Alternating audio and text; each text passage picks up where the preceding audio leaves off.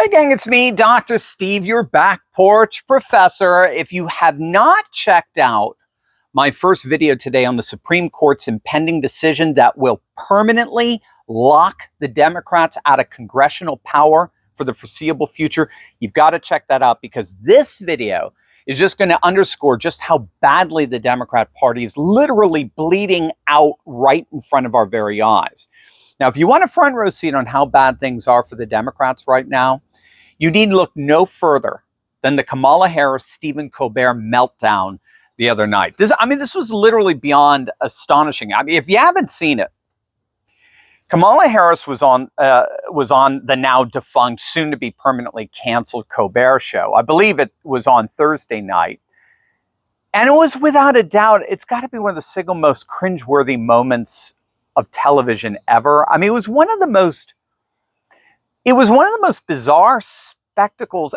It was like a car wreck. It was hard not to watch. I mean, you had two defeated losers sitting there next to each other, belly aching about how sad and discouraged the country's become since November. All the while, Kamala is trying to sell her book about one of the most disastrous presidential campaigns in modern American politics. It was the epitome of narcissism from both of them. And in the process, Kamala ended up more or less admitting that she was done with politics. I don't know if you caught that. You all know she's decided against running for governor of California. And that's because she most likely has internal polling showing she can't win.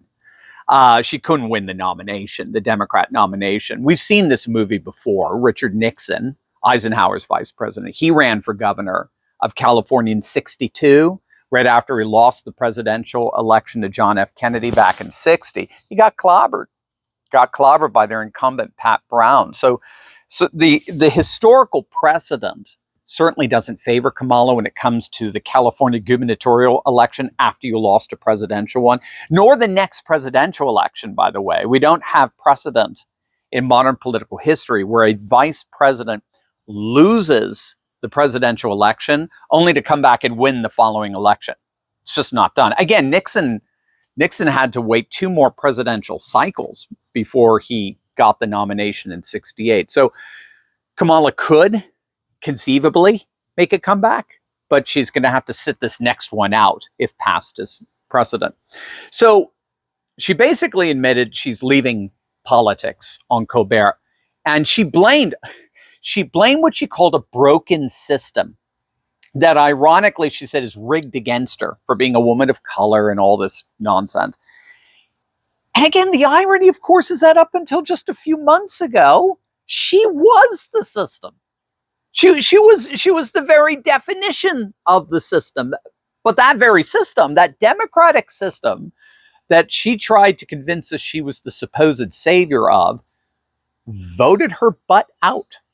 The American people wanted nothing to do with this borderline illiterate, cackling illiterate. So make no mistake, when she says that the system is broken, she means you. You're broken. And if you listen to those with TDS or read their posts on Facebook or whatever, your TDS friends, you'll notice it does not take them very long until they start blaming the American people, the electorate, for being so gullible and ill-informed to have elected Trump. So when they say the system is broken, they really mean you're broken. They really mean you are flawed. They really mean you are defective. The American people are defective. But then she admitted something that she was not supposed to. And Colbert asked her what turned out to be a killer question. He asked her point blank, who is the leader of the Democrat Party right now? Who is the leader of the Democrat Party? Now, that question in of itself is stunning. I'm blown away that Colbert asked that question, because in just asking it, it reveals how politically ignorant he is. Stephen, who on earth is the leader of a political party? It's the one who just ran for president. Even if that candidate loses, there's still the de facto leader until the next primary. Dole was the leader of the Republican Party in the late 90s, then Bush Jr., then McCain, then Romney. Even though they lost, They still provided some modicum of coherence for the party. That's why, if you remember, that's why when it looked like Trump was about to win the nomination back in March of 2016, Romney came out publicly against him. He gave that big speech, a much touted speech at the time, publicly denouncing Trump, and predicted that a Trump nomination would be the worst possible outcome for the Republicans because it would guarantee a landslide loss. There was no way he could possibly win. Nevertheless, we just need to underscore here that the very fact that Colbert so much as asked the former vice president and Democrat presidential candidate who the leader of the party is shows what an utter political imbecile he is. But that said, her answer, if you can believe it, was even more imbecile. Of course you could believe it. It was even more imbecilic. Kamala is as imbecilic as you can possibly get. They both are. When he asked her who the leader of the Democrat Party is right now, she froze. Now, in fairness, she may just have been shocked that he would even have asked that question of her. Again, it's a rather embarrassing, revealing, humiliating question, but she froze. She couldn't name a single leader.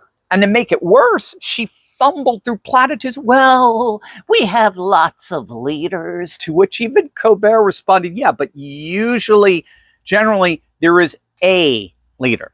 That's why they're called the leader. And so they both just sat there and made it so embarrassingly clear the Democrats are leaderless. They're rudderless.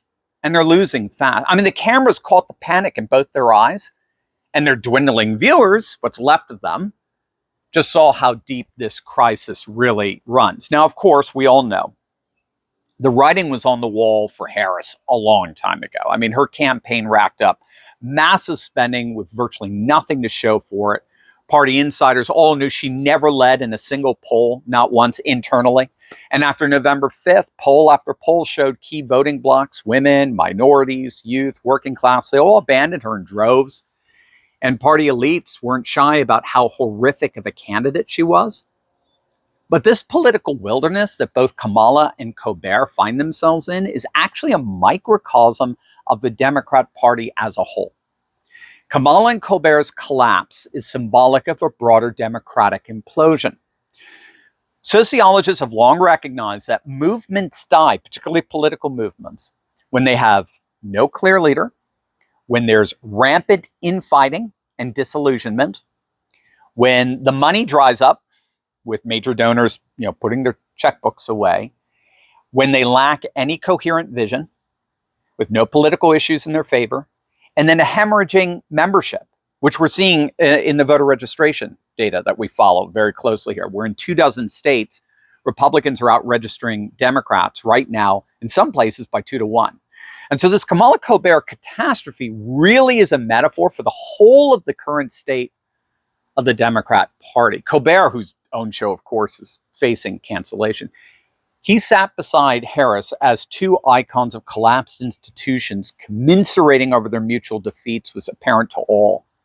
It was less an exit interview and more an obituary, like for the old Democrat Party. So what does all of this mean? Well, it means that the Democrats enter the 2026 midterms with no standard bearer, fractured leadership, vanishing donors, and a base that's lost all enthusiasm. And so as it turns out, Harris's on-air meltdown was really the final public confirmation. America is witnessing a Democrat Party in freefall. Now, obviously, this is no time for complacency. We have all got to do our part. We got to get out there and knock on doors and put together an effective get out the vote campaign and all that, no question. But if that interview on Colbert's canceled show is any indicator, the Democrats are, for the most part, finished, which is the best news imaginable for our nation. As always, let me know what you think. Put your comments down in the comments section below. And if you haven't already done so, make sure to smack that bell and subscribe button for breaking news and analysis you're not going to find anywhere else. Love you guys. God bless.